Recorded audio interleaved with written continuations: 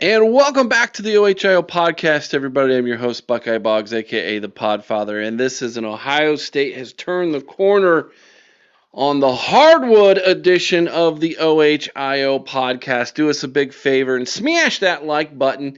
If you're not already, please subscribe to the channel.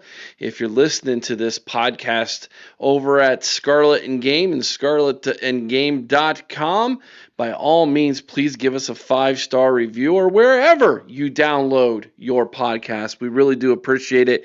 It does indeed help out the channel, and it does indeed get this podcast and the other ones that we do in the earbuds of more Buckeye fans just like you. My friends, Ohio State did exactly what they had to do.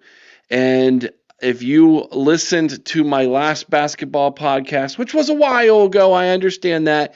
Listen, when Ohio State goes on the epic run that they've gone on in football, winning a national championship, all my attention, all my extra time is dedicated to what the Buckeyes did in winning the Natty.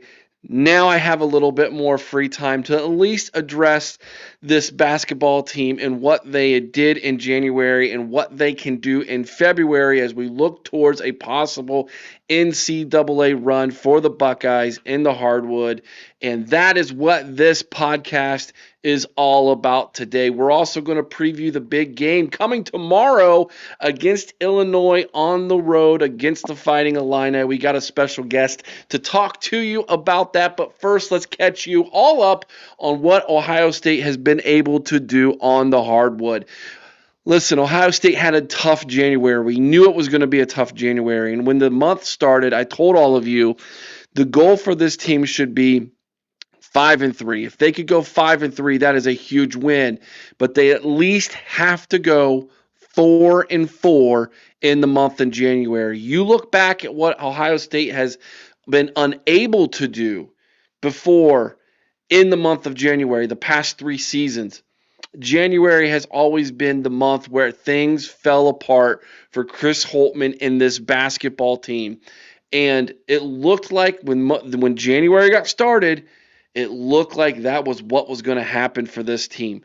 But they have pulled it together. They've won the last 3 in a row here in the month of January, and they go into February looking to make a serious contending run at positioning themselves to getting into the NCAA tournament and not having to go on some kind of epic run in the Big Ten tournament in order to try to salvage that. And that is what this team can accomplish under Jake Diebler if they have a good February. But let's take a quick look back at what they were able to do in January. It started with a 69-62 loss on January 3rd against Michigan State. They then went on the road and defeated Minnesota 89-88 in overtime. Came back home on January 9th and dropped one to Oregon in a game they should have won over the ranked Ducks, 73-71. They then go on the road to take on Wisconsin in Madison, and they drop that one 70-68. And again, a game that they probably should have won. They come back home and host Indiana. Indiana was not doing well at the time. Ohio State, again, drops it in the end, this time by 1 point, 77-76. So if you're keeping track at home, that was 3 consecutive losses by 2 points, 2 points, and 1 point. 3 consecutive losses by a total of 5 points. If you take into account that they beat Minnesota 89-88 by 1 point, that was 4 consecutive games that were decided by 2 points or less. That's playing some close basketball. Then they go into West Lafayette, Indiana, and take on the top 10 ranked Purdue Boilermakers.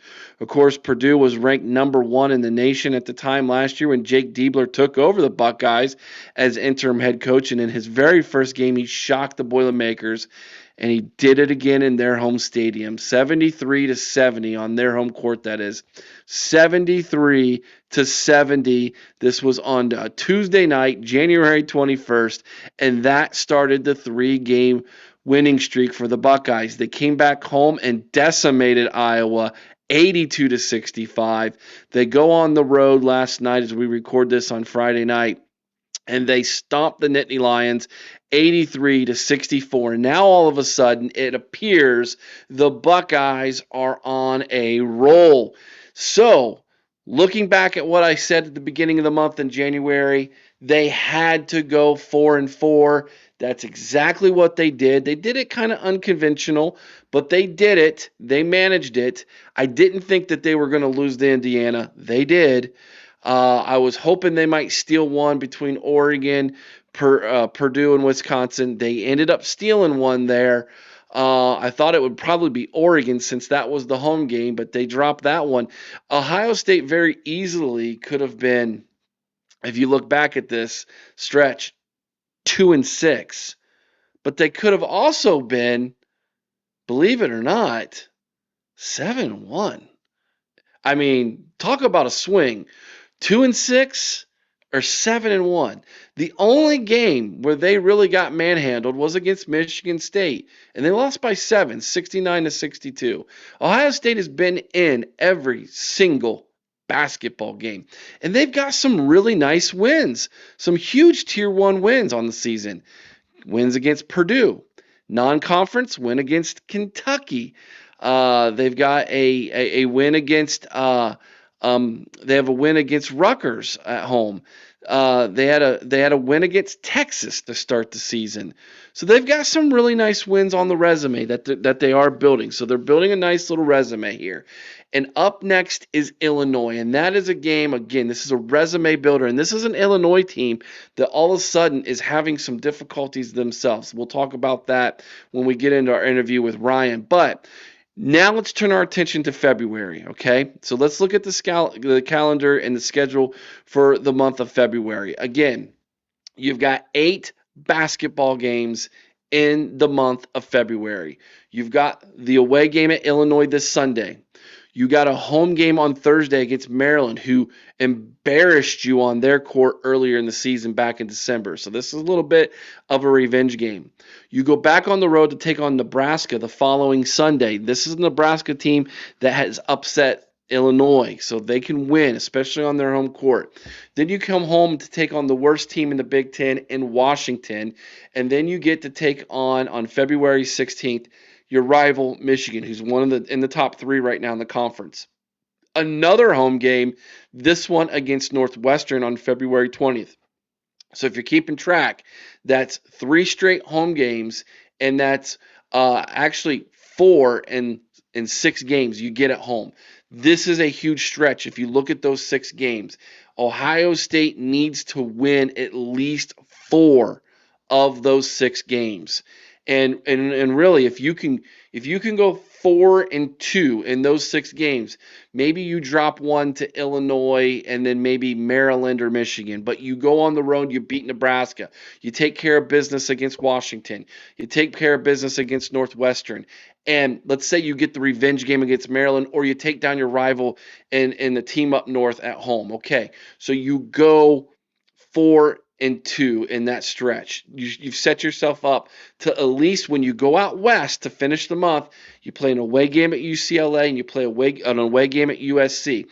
You've got to win one of those 2, and then you're 5-3 on the month of February, and you're ahead of the game here as you finish out the season in March. But here's the thing. 5-3 is good, but you can go 6-2. This team can go 6-2. I believe that. I really do believe that. If they play like they've done in the last 3 games, beating Purdue, Iowa, and Penn State, if they can ride that momentum and get a huge win on the road at Illinois, look out. This basketball team can go on a run here. 3 is a streak. A run is 4 or more, baby. Let's go 4 or 5 wins in a row. See what happens here. Maybe you can get hot in the month of February, but it starts with Illinois this Sunday. Let's take a look at the standings in the Big Ten now. Taking a look at the standings in the Big Ten as I transition for you here so you can take a look at them with me here, all right? For those who are watching on YouTube. Michigan State right now is head and shoulders above everybody else in this conference. They're 9-0 in the conference, 18-2 overall, and they're on a 13-game winning streak. Then you have Purdue, who you've already beaten, who's 8-2. You have Michigan at 7-2, who's in third, who you've got on the schedule coming up. You have Maryland at 7-4, who's also on the schedule this month.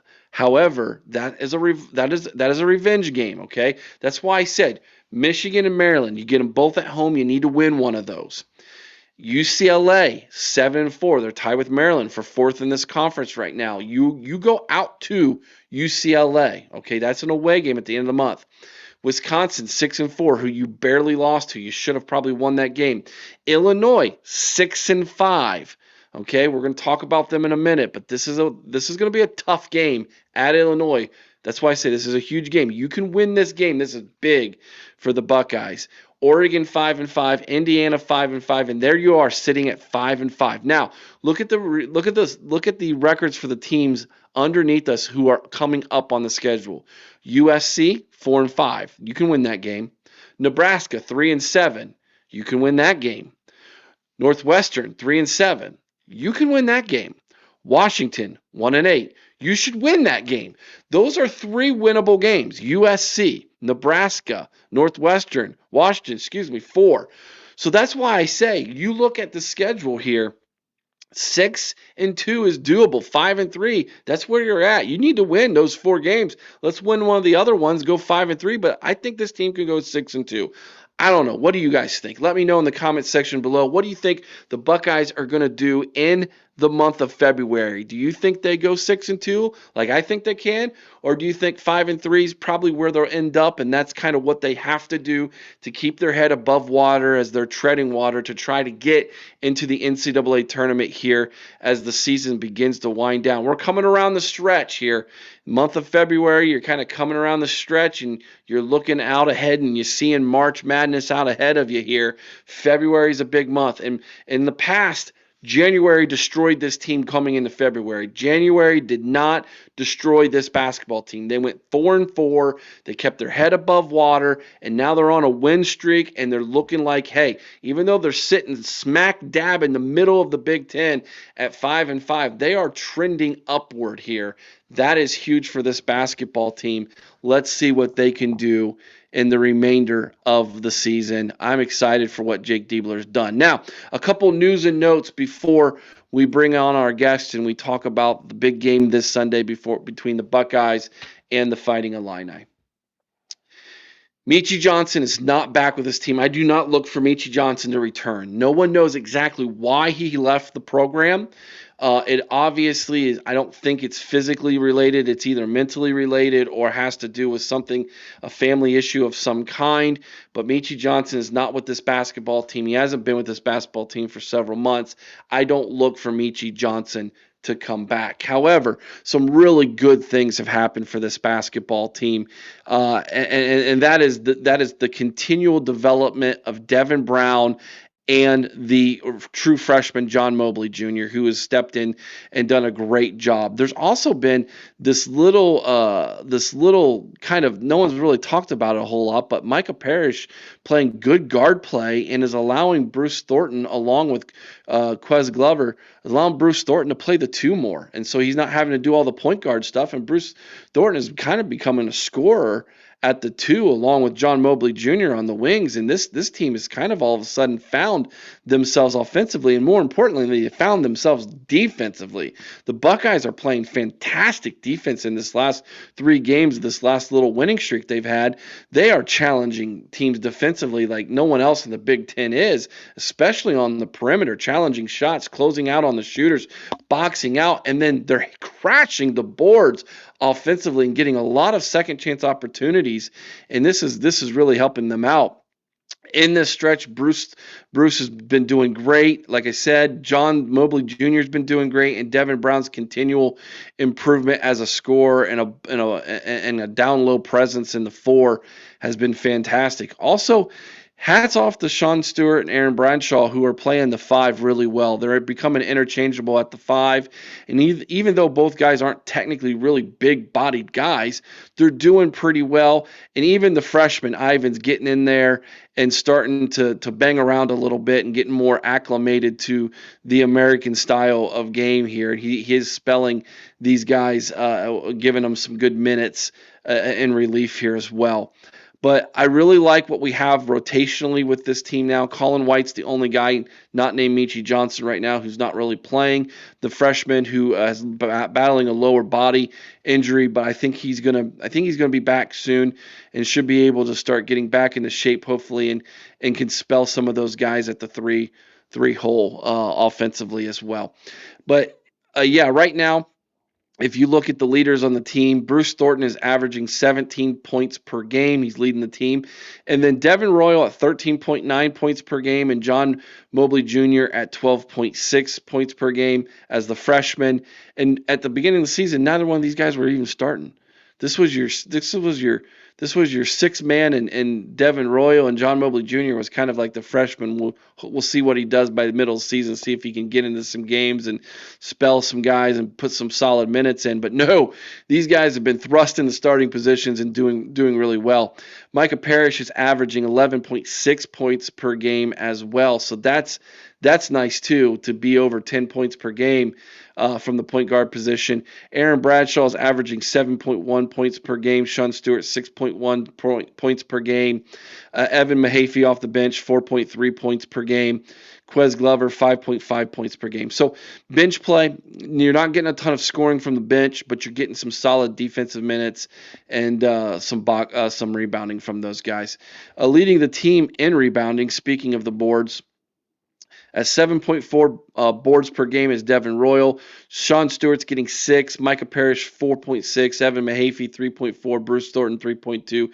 Aaron Bradshaw, 2.9. Hats off to Devin Royal. He is playing really, really well, playing good basketball, so doing a fantastic job there. When it comes to minutes right now, Bruce Thornton obviously leading the team, 35 minutes a game. Micah Parrish right behind that at just under 30. You've got Devin Royal at 27.5 minutes per game. John Mobley Jr., 25.6. Evan Mahaffey, 19.8 points per game. 19.8 minutes per game. So these are all really good numbers when you look at it. It's obvious at this point that when you see these numbers, you see the minutes and things, that the coaching staff has their rotation down pretty well. So hats off to the Buckeyes for what they've been able to do this season on the hardwood. Love watching them. They're worth your time. If you haven't watched these guys play, by all means, you need to do that. All right, guys, it's time to bring in our guest now. So help me welcome Ryan Evan Schroat from the Keeping It Orange and Blue podcast. Let's talk Illini and let's talk this big basketball game Sunday. Hey, Buckeye Nation. The OHIO podcast is thrilled to partner with Export Mouthguards, the innovators redefining protection in contact sports. Introducing the Ninja Pro Mouthguard, the strongest and most advanced mouthguard on the market. Engineered by dental experts, it's designed to deliver elite protection with a sleek, low-profile fit. Made with carbon fiber and multi-layer construction, it's impact tested to keep you safe from even the hardest hits. But that's not all. The Ninja Pro is 3D printed for 100% custom fit, offering unbeatable comfort and security for any athlete. From football to MMA, dominate your game with confidence while safeguarding your teeth and jaw. Getting started is easy. Use our home impression kit to create your custom fit and enjoy prepaid shipping. It's protection delivered right to your door.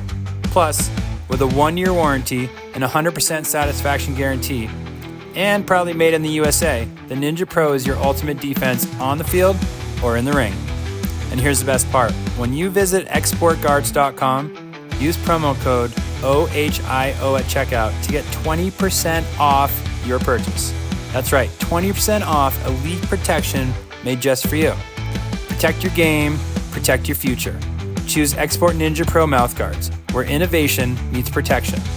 Head to exportguards.com and use promo code OHIO today. And welcome back to the OHL podcast, everybody. As you can see, I'm joined by my special guest, Ryan, from the Keepin Orange and Blue podcast. Ryan, thank you so much for having us in, man. Yeah, hey, I'm actually glad that you invited me to come on and talk about the matchup tomorrow. So, Yeah, let's do that, dude. Let's do that. Ohio State, Illinois, there from Champaign. Big game tomorrow. Ohio State on a 3-game winning streak, trying to keep their head above water, trying to get into the NCAA tournament at the end of the year. Let's update everybody on where the Fighting Illini are at this point. well, right now Illinois 6-5 in the Big Ten. They had, they were a team that most picked to finish in the top four or contend for the title. I think healthy. If this team was a healthy team, I think they might be 8-2 right now, maybe, or maybe 8-3, maybe 9-2 in league. But they are without their big man Tomislav Ivisic right now, so averaging 14 points and 8.5 rebounds a game. That's a big one. He stretches the floor for the team. Him and Kasparis. Jakutionis, who's probably going to be a first-team All-Big Ten point guard. I know people probably think, hey, well, what about Bruce Thornton? I think if they're neck and neck right now, I think Braden Smith will probably be on the team. But if you look at his numbers, Jakutionis, he had 18, 10, and 5 against Nebraska. So he's averaging, 17 points a game. He's averaging nearly 6 assists and 6 rebounds. He's really good. He's a freshman from Lithuania. But, he makes this team go, and they run a high ball screen action, which is a pick and pop, which you have Tomislav and Kasparis. And those guys are both very, very good passers. Well, Kasparis missed 2 games, and they lost one of those at home to USC. I think they would have probably won that game with Kasparis. And then Tomislav has been out the last 3 games, and they lost against Maryland without him, because you can't beat Maryland if you don't have an interior presence. And I think, Ohio State fans will see that soon when you guys have interior players. But we already saw that. We went out to Maryland and got blown out in December. So, that was But just imagine you didn't have I don't think Bradshaw played in that game, did he? He didn't play in that game, yeah. So imagine. Well, there you go. You kind of saw how it goes. So, yeah.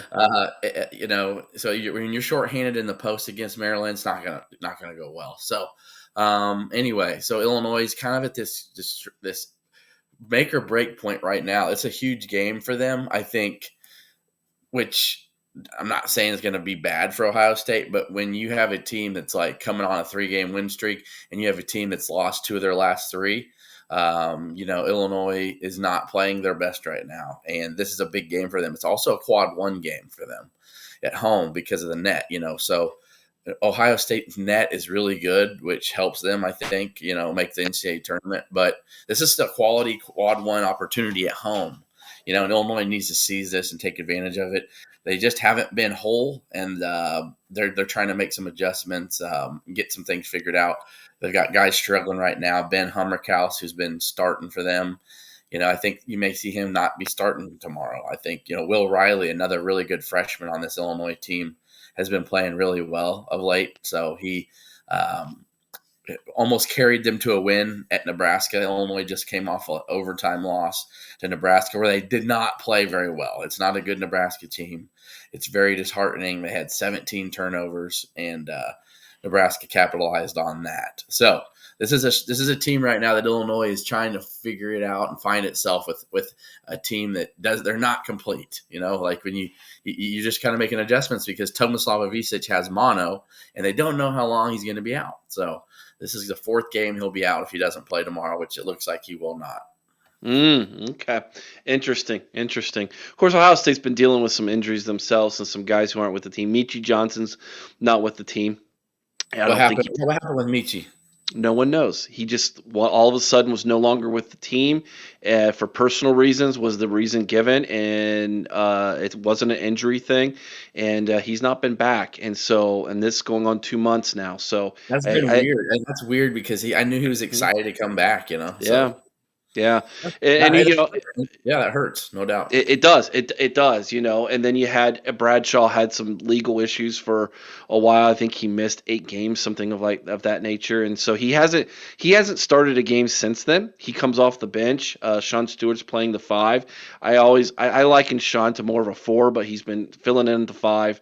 But their rotation is finally down with who they've got. So Ohio State's been playing better basketball as of late, but it's one of those things where outside of the game against Michigan State where they lost by 7, they have either won or have lost by like 1 or 2 points in every game. It's weird. Like it's every single game. This team has to learn how to win games at the end. They can't pull games out. They don't know how to sustain a lead at the end of a basketball game. And so, like you have the loss against Oregon, where they should have won. You have the loss against Indiana, where again you have the lead late in the game and you should have won, but you let Indiana pull it out. Those are some games I think I wish they had back. But now you have Illinois, and you're going on the road in Champaign. This is a difficult place to play, and I think that there's definitely a home court advantage for the Illini in this game. For someone who's never been to Champaign and played Illinois on the road, what's it like coming into that facility? When it's like the Orange Crush will be there, their student section, and when it's rocking and rolling, it's pretty good. I would say it's probably right behind Mackey and Purdue and the Izzone and East Lansing. I think it's a top 4 venue in the Big Ten when it's rolling. You know what I mean? Like no offense, like I'm going to use Ohio State, I'm going to use Iowa, I'm going to use some other teams where you would think the fan support for the basketball team would be better. Like when I watch some of the Ohio State basketball games, that place isn't full. Mm-mm. Like you may get 3/4 of it full on a good day, and it's a big arena. Don't get me wrong. Right. And I know it's a football school, but like sometimes I'm thinking, why wouldn't they just want to come fill it up and support the team? You know what I mean? Like I watch it and it can be kind of loud, but you know what I'm saying, Eric. Sure. In Iowa, they don't support the men's hoops team like they do the women's team. They don't. It's just kind of like, yeah, hey, the men's game's here. Anybody want to come to a game? But for Illinois, the ticket basketball. Like don't get me wrong, the football team, the fans showed out this year. They won 10 games, and that's one thing about Illinois fans that I respect is when they're playing well, they will show up for the football team. For basketball, they always show up. So it's going to be full, 15,000 plus. The Orange Crush are going to be loud and rocking behind the benches, behind the hoops and all that. It's going to be a CBS game, too. It's a big one. It's a national televised game.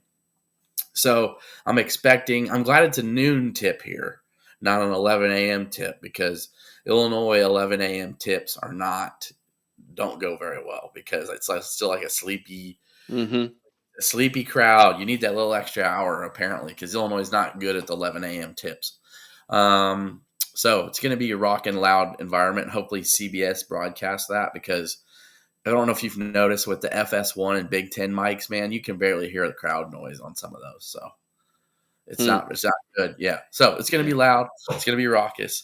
And Illinois is going to be desperate to get the win to get back on track. And, it's a quad 1 game. And Illinois got 2 road games next week, too. They go at Rutgers, who's been dangerous, with Ace Bailey playing real well. And then they go at Minnesota, who's also been playing better of late, too. So we got a big week coming up. You can't lose 2 in a row and then have 2 straight home road games. So it's a big game. Big game. Yeah. All right. Let's talk a little bit X's and O's with Illinois. You talked about offensively the pick and pop that they run at the top of the key. Who's the offense run through?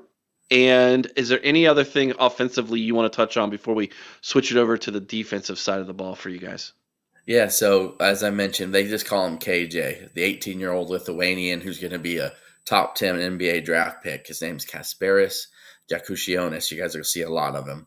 He's going to have the ball in his hands probably when he's in the game 90% of the time. He, again, pick and roll, pick and pop action. He loves those little step-back three-pointers. You'll probably see him shoot. He's really crafty around the rim. He's an elite finisher around the rim. If he gets within 5 feet of the rim, he's either going to draw a foul or he's going to make a layup somehow, left-handed, right-handed. And then they look for open shooters. He'll find open shooters. I mentioned Ben Hummerkaus earlier. He's been struggling of late, but he's one of their better shooters. But then they can find guys like Jake Davis off the bench, Dre Gibbs-Lawhorn, who's been playing really well of late. He's averaging over 10 points a game his last 10 games. He comes off the bench. He's been a real spark plug for him. And again, I mentioned Will Riley as well. He's an offensive matchup problem for people. He's 6'9" and he can handle the ball like a guard. He's just real young and just not strong enough yet, really, to handle a lot of contact. But he's a really tough shot maker. So Illinois shoots a lot of threes for Ohio State fans. Illinois shoots, I think, the second most threes in conference. They only shoot 30%. So you say, well, how would Illinois be ranked this year? Why would Illinois, be talked about like they are? But because they are the number one offensive rebounding team in the country. There you go. They out rebound their opponents by an average of 10 plus a game. And an offensive glass, they crash that offensive glass really well. So you think, shoot a lot of threes, right? Well, they're missing a lot of threes. They're rebounding a good chunk of those threes that they miss. So they're giving themselves second chance opportunities. And in the games that they've struggled or lost, like Nebraska, they were 10 for 42 from three, which means they rebounded a lot of them, but it didn't matter. It didn't help them. They still shot 22%. They were missing their second chance threes that they were taking. So that buried them on that. So if Illinois is making threes tomorrow, I think it's going to be a long day for Ohio State. How does Illinois handle ball pressure? So one of the things Ohio State really likes to do is they like to get up in the pocket of the point guard and kind of disrupt the offense that way. There's usually straight man-to-man defensively, but man, they are relentless defensively. How's the ball handling for Illinois? That will be a key here.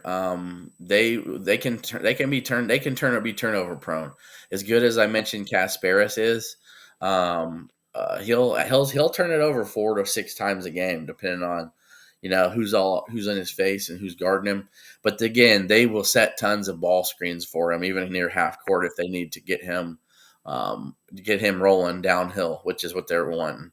Kylan Boswell will help handle the ball if KJ, let's say he's turned it over 1 or 2 times in the last few possessions to get kind of the pressure off of him. And Kylan Boswell is a really good ball handler. Sometimes he gets a little error prone. He's a transfer from Arizona. We'll talk more about him in a minute with defense because he's their best defensive player.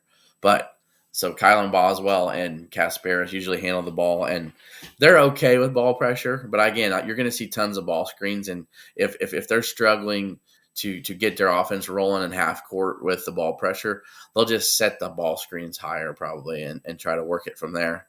But so that's going to be a key one because, again, Illinois turned it over 17 times against Nebraska, and they don't pressure you. So I can promise you that's been a huge point of emphasis the last couple days for practice to focus on what Ohio State does well. And I'm going to be honest, I think it's good for this Illinois team that Ohio State is coming in hot because let's say they weren't. Let's say they were 11-10, right? And they were this team where you're like, well, they can beat good teams, but man, they really just falter at the end of these games. But they've blown out Iowa. They went on the road and beat Purdue. So I think Micah Parrish playing like he has been lately is going to be huge. They're going to hone in on him. I know that because you get Micah Parrish going, you get that third score for Ohio State. I think that's going to be something that's going to be tough, and that's how they beat Purdue. So I think it's good for Illinois that Ohio State's playing like they are because they're not going to come into the game tomorrow thinking this is a team that's barely 500 and we should win this, but we're going to take care of business. They're going to be ready to go. Yeah. That's good. All right, let's flip over to the defensive side of the ball. Let's talk Illinois defensively. What do you guys like to do? What are you good at? Who are some names we need to concentrate on the defensive side that are going to really disrupt Ohio State offensively? So as I mentioned just a second ago, and we'll focus on him, Kylan Boswell, probably I would think should be in top 5. He should be on the all defensive team if you really got down to like points on player production, one-on-one guarding people.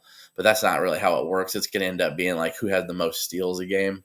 He may not have the most steals, but like he really makes it tough. So when you guys watch tomorrow, he's going to be on Bruce Thornton. I will be shocked if Bruce Thornton scores more than 15 tomorrow with Boswell. He does a really good job of making guys have to make really tough shots, but Thornton's not going to have a bunch of threes. You're going to see Boswell fighting them screens, probably forcing some tough twos, and that's what Illinois likes to do. So Illinois defensively doesn't give up a lot of threes. They force tough twos on purpose. So you might see guys overcommitting on a three to force a guy to have to come take a mid-range jump shot. That's what Illinois wants to do. Brad Underwood's a big analytics guy, and his analytics say forcing mid-range jump shots. Not as many guys in college are good at those, and you want to make guys make those 15 to 17 footers, and contest some, but they would take that all day long over letting a guy like Thornton shoot a three. So, some teams are worried, like Nebraska lets you shoot threes. I don't care. Illinois is going to make you make tough twos, no layups. They'll give you an open 15 to 17 footer. And some of the teams that have beat Illinois make those. Not sure like if is it Mobley and, maybe Devin Royal. I know Devin Royal's been playing good lately. If they're going to be making their mid-range jumpers, I think that things could work out well for Ohio State tomorrow. That's interesting. That's funny you bring that up because that's actually a shot that a lot of kids don't work on. Everybody's shooting 3-pointers these days, and a lot of them will go in the paint and work on their inside stuff. But that mid-range shot, dude, that is a lost art in basketball today, man. It is a lost art. That's what Brad Underwood forces teams to do. Yeah. It's smart. He's like, it's smart. Yeah, and because it's not tons of teams are doing it, but like that's what Brad wants you to do, and he'll give it to you. You'll see probably a bunch of open. So Bryce Williams from Nebraska is really good at that, and he had 23 points a couple days ago, and was the reason that Nebraska won in overtime because they were forcing him to take the 17 to 18 footers, and he was making them. So. Yeah. It is what, and you know what? Sometimes you win some, you lose some, but Illinois has won a lot more than they've lost. So it's kind of hard to say like, why is Brad doing that? It's like, if a guy's going to beat you, he's going to make 10 of them. 11 of them, it is what it is. Yeah. But and they do a little drop coverage with the big man basically too. So they're saying like, if you get in there, we're not going to just let you have like, anything within 10 feet of the hoop. So that's kind of how it goes. And there are times guys get to the rim and, on a miscommunication or a backdoor cut, things happen. So, but that's basically Illinois' defensive philosophy.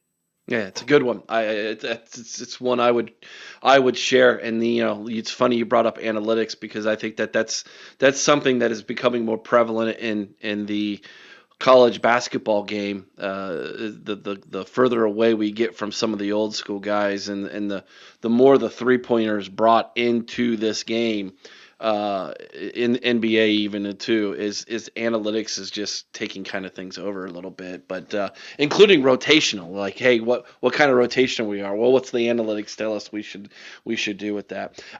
Let's foreshadow a little bit on how you feel this game's going to go. So give me a prediction on if things go right for Illinois, this is what it will look like, and this will be what the score is. And then if things go wrong for Illinois and right for Ohio State, flip it, reverse it. Tell me kind of what you think is going to happen. Well, I think it's going to be a close game. I think, maybe not be 1 or 2 point game, but I don't think Ohio State's going to come in and, blow them out like they did Iowa, or I don't think Illinois is going to be up on Ohio State like 16 like the Purdue game, and then Ohio State storms back, and takes – I think it's going to be probably within 10 to 12 points most of the game. I think, Ohio State may have the lead at times in the first half. But I think Illinois eventually pulls it out in the second half. I think this is a huge, huge game for Illinois. Just like Ohio State's got some huge home games coming up, right? You got Maryland coming back to repay them, which is a big one. And you can get that one. That's going to be huge. This is the only matchup this year for Illinois and Ohio State. So it's a big one. It's a quad one game. It's going to be a sellout crowd. I think the desperation of this team, those things matter. Like Illinois knew Nebraska was desperate to win that game. Nebraska had lost 5 or 6 in a row. Their resume was about to be out the window, where it's like they have no chance to make it. You knew Illinois knew they were getting Nebraska's best shot, just like Ohio State's going to get Illinois' best shot tomorrow. And I think Illinois is not going to go 2 games in a row where they shoot 20% from deep. So I'm not saying Illinois is going to dominate the glass, but I think they'll out rebound Ohio State. Funny enough, Illinois' the assistant coach Orlando Antigua recruited Bradshaw to Kentucky, so he knows him really well. I think there's some real familiarity with some guys and teams, and here's an example: they may let Devin Royal shoot it. So here's the thing: they may let Devin Royal shoot threes. I know he can make them, but there's guys that they'll lay off of on purpose to say, we're going to pinch Bruce Thornton, but we're going to leave Royal open from deep so we can make Thornton's shots even tougher, or we're going to make Mobley beat us, whatever. They'll do things like that. So I think it's going to be a close one. So I'm going to give Ohio State their respect there. I like that they're playing a lot better. If this was in Ohio State, I probably would pick Ohio State. But this is in Champaign, and this is a desperate game for the team. And Illinois got enough talent. Trey White's been slumping lately. I think he's going to have a good game tomorrow. So I'll pick Illinois by 4. Okay, fair enough. And if Ohio State were to somehow win this game, is it like an overtime win? Is it a what do you have? Yeah, they're 0-2 in overtime this year. There you they go. are. They've lost both. Yes, and Big Ten play too. So. Yeah, I would say Bruce Thornton would have a really good game. Parrish will go off from 3.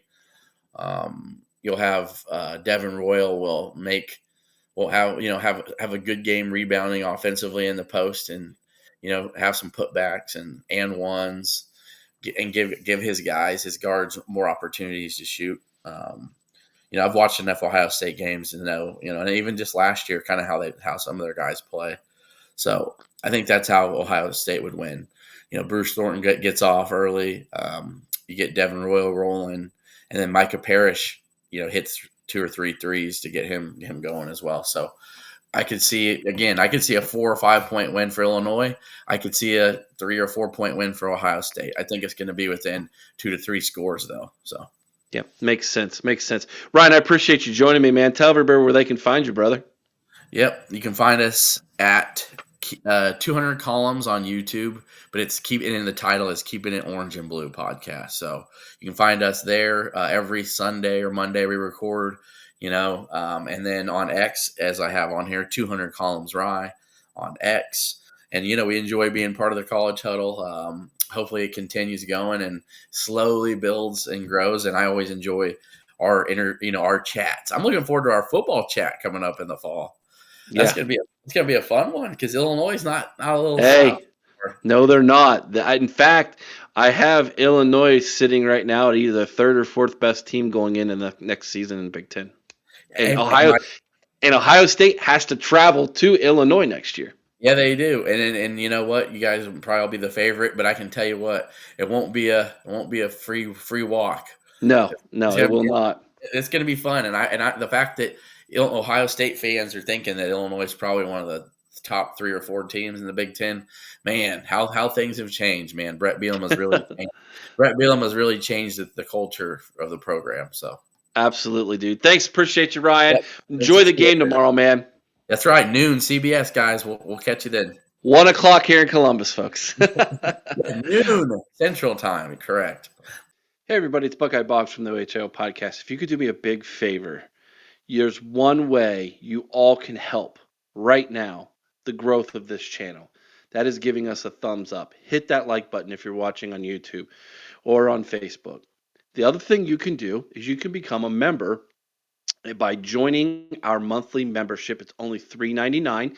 If you become a member, you will receive this awesome t-shirt, an official OHIO podcast member t-shirt. After you've been a member for 1 month, we will send that to you in the mail. Also, you can, when you do that, you'll get access to free content behind the scenes that we have only for members only.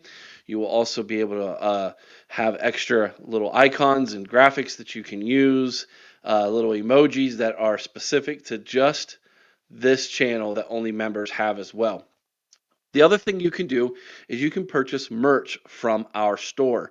And so if you go on over to the ohiopodcast.com, the ohiopodcast.com, as you see here in the URL at the top there, you'll see that there's links at the top of the page for all of our articles that you can read: football, recruiting, basketball, other sports, podcasts, etc. You can email us. There's a contact there.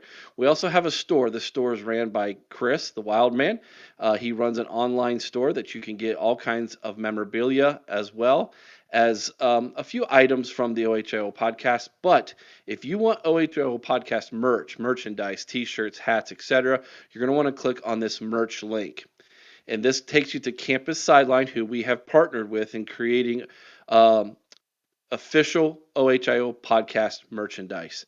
So the new alternate logo, that is our main logo now. White, you get a white, you can get a red. The famous We Want Angry Ryan Day t-shirt in white or red. We have that in a white hoodie, as well as the OHIO podcast in a white hoodie, and the fitted OHIO podcast hat as well. There's the prices for all of that is below each item. If you click on it, you can pick your size, add it to the cart, etc. We go from small all the way up to 5XL. And there is a little bit extra upcharge on the 4 and 5XLs, but that's to be expected. I'm sure any big guys out there will know that already. Anything that's beyond $50, you can do 4 interest-free installments with that as well. So if you get a big order and you don't want to pay for it all at once, you can do 4 installment payments for that as well. Campus Sideline, they print things off about every 2 to 3 weeks. So if you order, that order might take a couple weeks to print off and then ship to you, but it will get to you, we promise. And of course, the more people are ordering, the faster they will want to make those prints and get those shipped out to everybody. So please, you want to help us out, go on over here to our website, theohiopodcast.com. Go over to the merch store, click on merch, buy yourself some official OHIO podcast merch, and that will help us out here at the OHIO podcast. Thank you so much, guys. We really do appreciate all of your support. And of course, keep watching, keep loving the Buckeyes. We're going to be here. We're going to keep talking about them all off season and into the fall this upcoming year. Till next time, OH. And thank you, Ryan, from the Keeping It Orange and Blue podcast for joining us and dropping some Illini knowledge on us as we preview the big game tomorrow. As you heard Ryan say, it's noon Central Time, 1 o'clock Eastern for all of you listening here in Ohio and on the East Coast. Ohio State, Illinois. This is a big game. One of two ways this game's going to go. If Ohio State can keep this win streak going, go into Champaign, get a big win, a quad one win over Illinois, like Ryan said, this would be massive for Ohio State.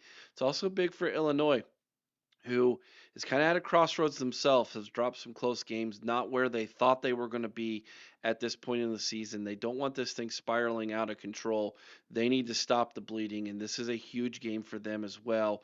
And so, and they've got the home court advantage here. And with Maryland on deck next for Ohio State, and with them needing, in my opinion, to win at least 5 out of these 8 games in the month of February to continue to keep their head above water, to continue to stay off the bubble and get into the NCAA tournament.